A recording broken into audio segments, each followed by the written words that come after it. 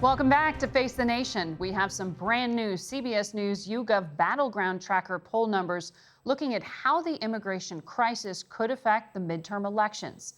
CBS News Elections and Surveys Director Anthony Salvanto is here with us, along with CBS News political correspondent Ed O'Keefe, who traveled this past week to Arizona, a border state with a very competitive Senate race, to talk with a focus group of voters about immigration, the president, and more.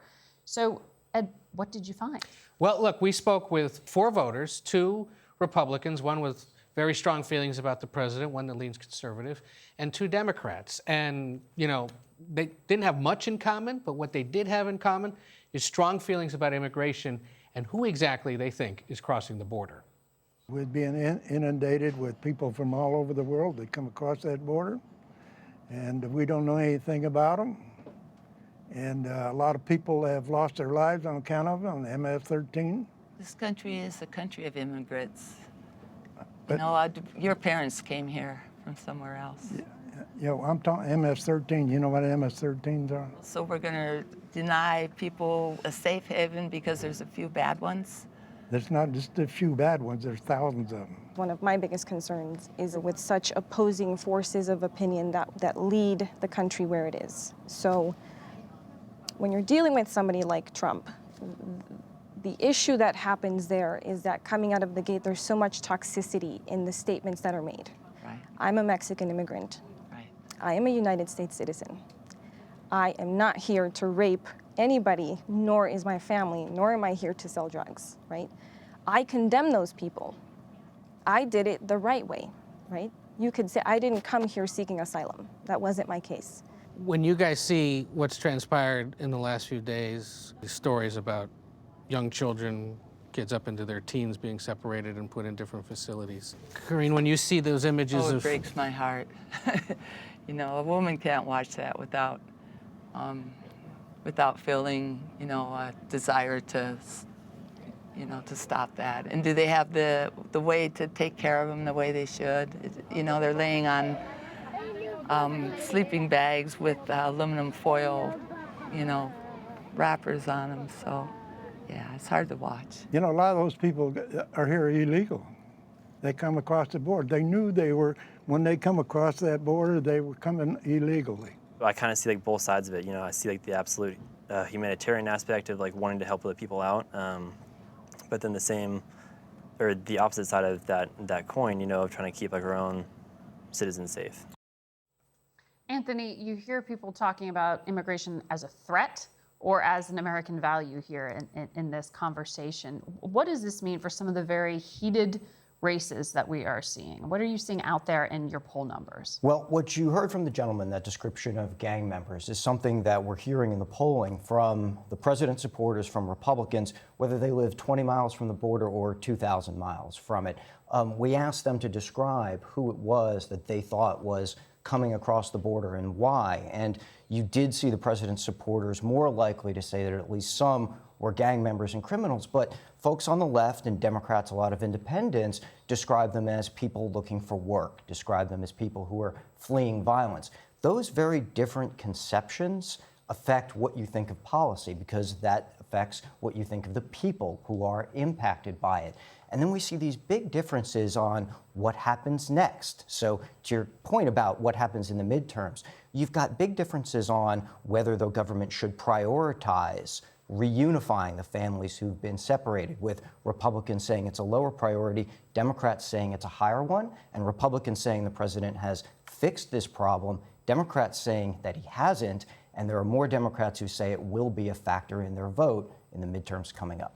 Ed, when Pete was talking about MS-13 and feeling threatened, that's not a huge issue in Arizona. No. Where is that sense coming from? He told us, he made clear early on in the conversation that he, frankly, watches a lot of Fox News and listens to talk radio. And I think it seems that some of it is coming from that. He used to live in California and says he saw communities in Southern California transform over several years. It's an experience that mirrors what a lot of the president's supporters and what a lot of people who fear these, you know, illegal immigrants have said in the past. And what I found most striking, though, is that he expressed less concern, I think, for the plight of these families than others at the table. And that is actually reflected in the polling this week. There's a sizable chunk of Republicans or supporters of the president who say they are less concerned about the plight of those families and more concerned about enforcing immigration policy. I think there are other people in this country who would be quite shocked by that because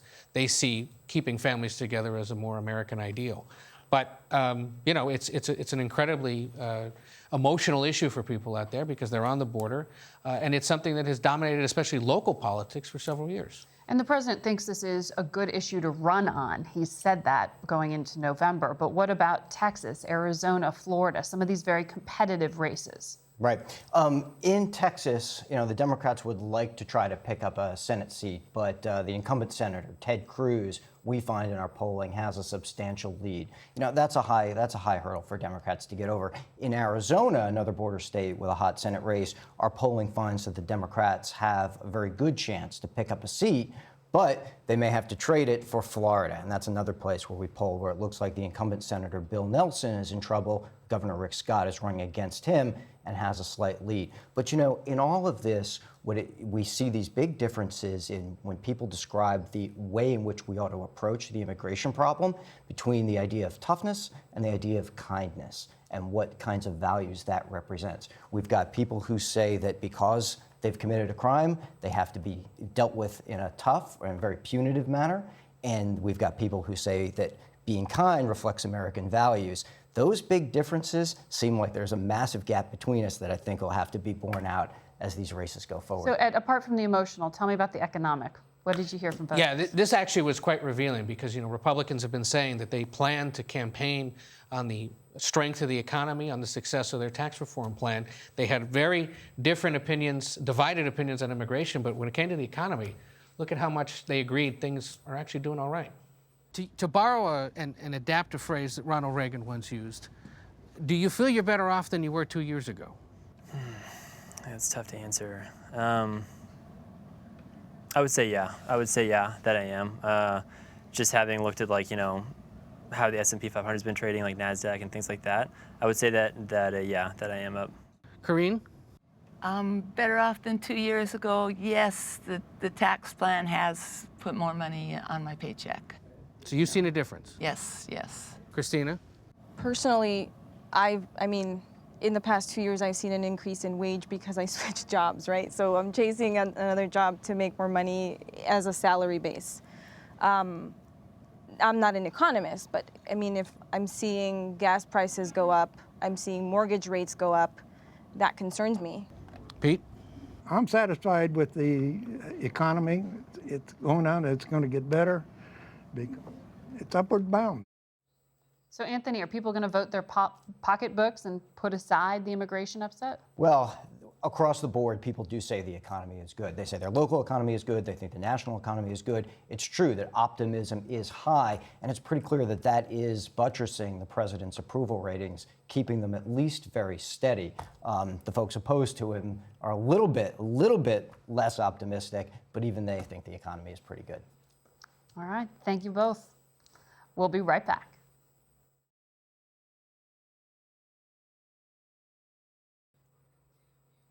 Now for some political analysis.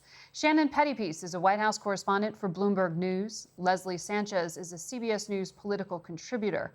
Paula Reed is a CBS News correspondent, and we talked Ed O'Keefe into sticking around for another segment. I want to pick up on what the president just tweeted, which was, we can't allow these people to invade our country. That language there, Leslie, some will read that as code. Sure. Senator Corker said the president's trying to activate the base ahead of November. What is achieved here? Absolutely. It's a cringeworthy statement because for the last multiple decades, many within the Republican Party are trying to say, do not dehumanize one group over another. Don't say those people versus our people. We need more inclusive language. When you say these or those, you're separating them from the base, the core of fundamentally trying to protect America as if it's a different thing. For some, it will galvanize because it sends a message that I am focused on ensuring that we are putting the best foot forward in protecting U.S. sovereignty, protecting America's borders, and distancing them from us. But the president would argue that this is about, as he would lay out, merit-based immigration. This is not about letting people, he uses language that describes sort of flooding, coming over the border, uncontrolled situation. Yeah. I don't even think it's code. I think he is very clear in what he is saying. And when he talks merit-based immigration, he is very clear. I mean, those comments he made in private in the Oval Office that he wanted more people from Norway and fewer people from Africa and the African nations. He is very clear about where he is on this. And this issue of immigration is one of the most powerful issues for his base. From the moment he announced his candidacy, when he came out and made those remarks that Democrats gasped at about some immigrants being murderers and rapists, that lit a fire under his candidacy very early on. A lot of his supporters saw that and said, who's that guy? I want to vote for him. And I was at that Duluth rally on Wednesday, and the moment that the crowd was the most engaged was those conversations about immigration. That's when they were most engaged. That's when they were most fired up. This is a key issue for him. When I talk to people involved with the campaign, they say he cannot go soft on immigration. His supporters want that wall. What's so interesting is that what you're describing is a motivating thing for people to go and vote. But Ed, then their elected representatives, when they get here, immigration becomes something that is totally paralyzing, right, and they can't legislate around it. Has been this entire century. These two parties haven't been able to sort it out. They're going to try again in the House, we think, this week. You talked to Jim Jordan earlier about this sort of compromise bill, compromise among Republicans, because this is something that just poisons the well among Republicans so much these days. This bill is unlikely to pass, according to aides, according to what Congressman Jordan suggested. And that is fine in a short-term political sense for several moderate Republicans who will go home to swing districts this fall, because now they'll be able to say, well, at least we tried. At least we had a vote. And we're on the record as supporting, changes to Dreamers and money for the border and all these other things, and the Democrats voted against it. But it's not going to solve the problem. And yes, there are attempts right now to perhaps address this issue of family separation, but even over in the Senate, there's no real appetite to have these discussions. And, you look at this issue this week, and, we talk about family separation. I think one thing we have to remember in this immigration debate, in most cases, the people crossing the border have already been separated from their family. They left Guatemala. They left El Salvador. And maybe, as a society and as journalists, we should be worrying not just about what the American Congress is going to do, but what's the El Salvadoran Congress going to do? What's the Honduran Congress going to do? What's the Guatemalan National Assembly going to do? Because something's not going right. And if the United States were perhaps, as a society, as journalists, as lawmakers, as a president, focus a little more on them and say, what can we do to keep them here? Perhaps, this issue will start to mitigate. That's the balanced part of the coin. And if you remember the debate going back in 1996 when we were talking about reform in the 90s, even decertification of Mexico, which Clinton had to face in 1999, was about Mexico not handling the narco trafficking, all the drugs crossing over. So it was putting pressure on Mexico, different parts of Latin America.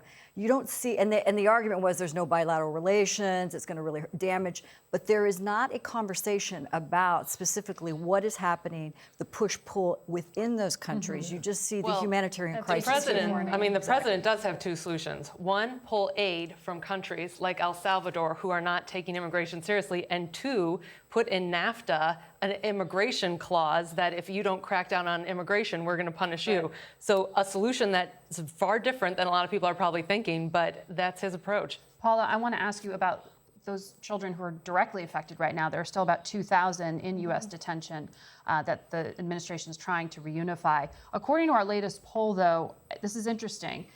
When asked if this should be a high priority to get kids and their parents back together, 75% of Democrats said it's not a high priority. It is a high priority, while only 23% of Republicans said it was a high priority to reunify.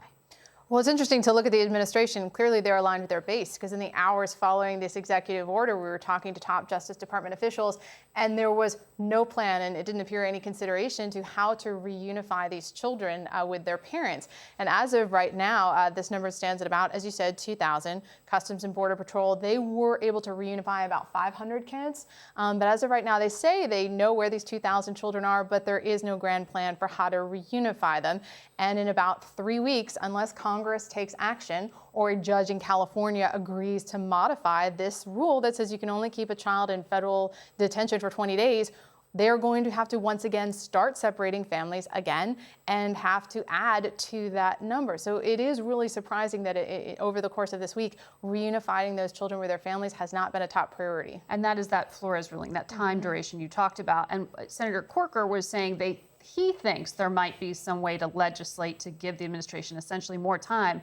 But that just means keeping families behind bars. Exactly, and then you're going to run into litigation over whether or not you can indefinitely detain children. And children will then be forced to sort of decide, do you want to argue to stay with your family in detention indefinitely up against that 700,000 case backlog, could take years, or do you want to be separated from your family? But as of right now, the executive order, it did not change the administration's policy. They will continue to prosecute every adult who crosses the border illegally. The only difference is now they're trying to keep families together while they do that. But obviously no clear solution on that 20-day deadline yet, because it doesn't seem like Congress is going to get anything passed. Shannon, the president doesn't like backing down. And that's essentially what he did in this reversal, though he's still pushing this as a campaign issue. I mean, he even acknowledged publicly that this was a very difficult line for him to walk between being tough on immigration and seeming like he didn't have a heart. I know this was something that they struggled with.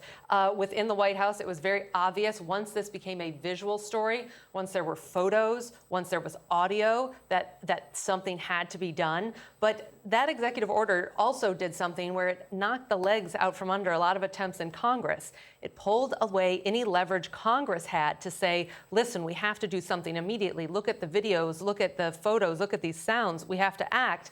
Once that executive order was out there, it took a lot of pressure off Congress. So if there was maybe a 10% chance something would happen, I think it's probably around a 2 to 5% chance.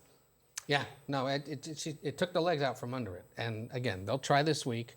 There is, even if this House compromise bill fails, there are proposals to just focus on the family, so to speak, but even that may not make it through.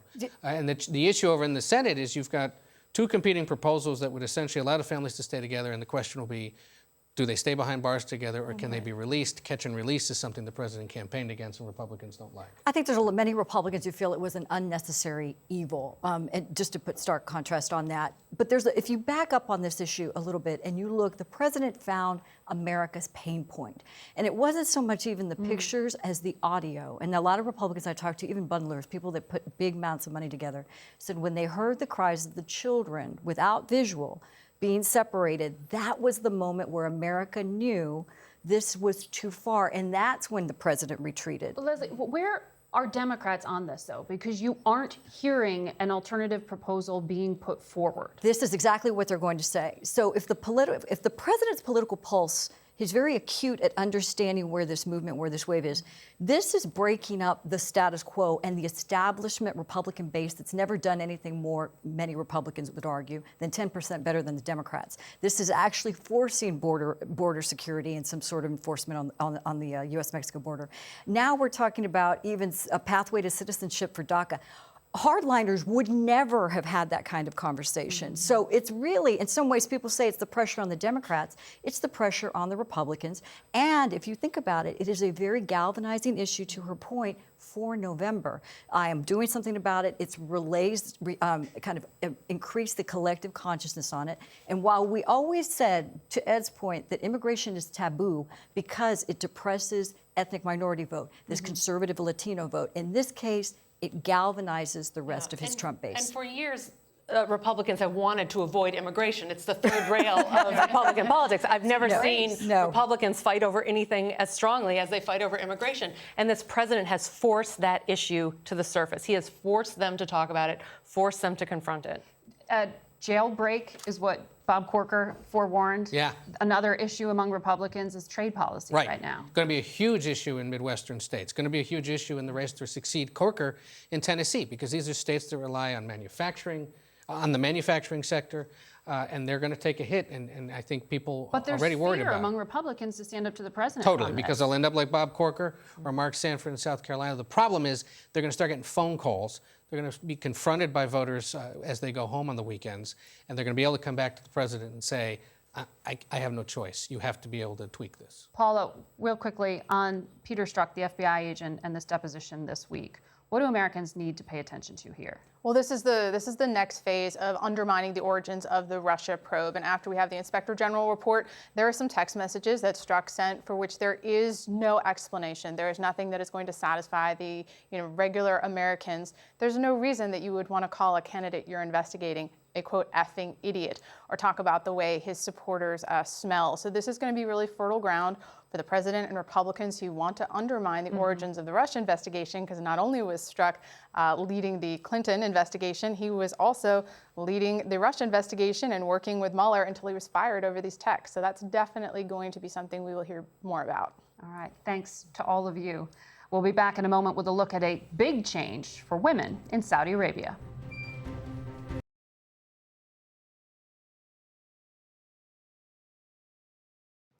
Today marks the start of a new era in Saudi Arabia.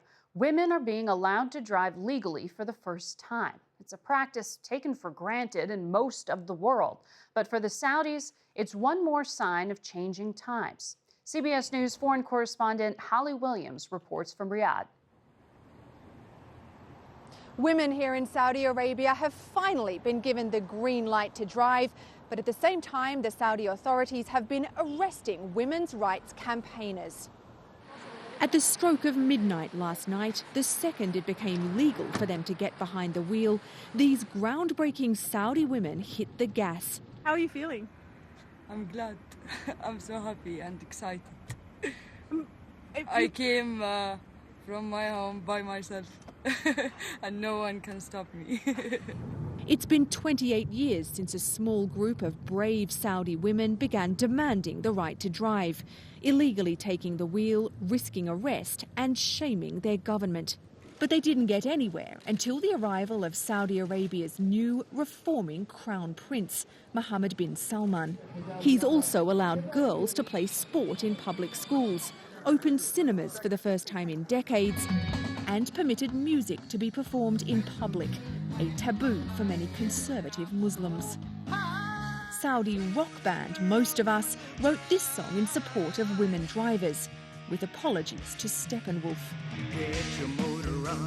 At the same period of the end of the 50s back in the West, where liberation happened suddenly, so people are going through the same here. But for Saudi women, legal equality is a long way off. They still need a male relative's permission to travel overseas or get married.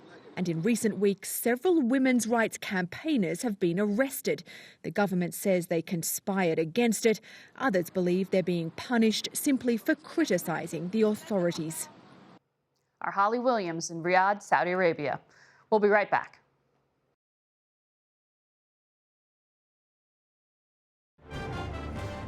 That's it for today. Thank you for watching. For Face the Nation, I'm Margaret Brennan.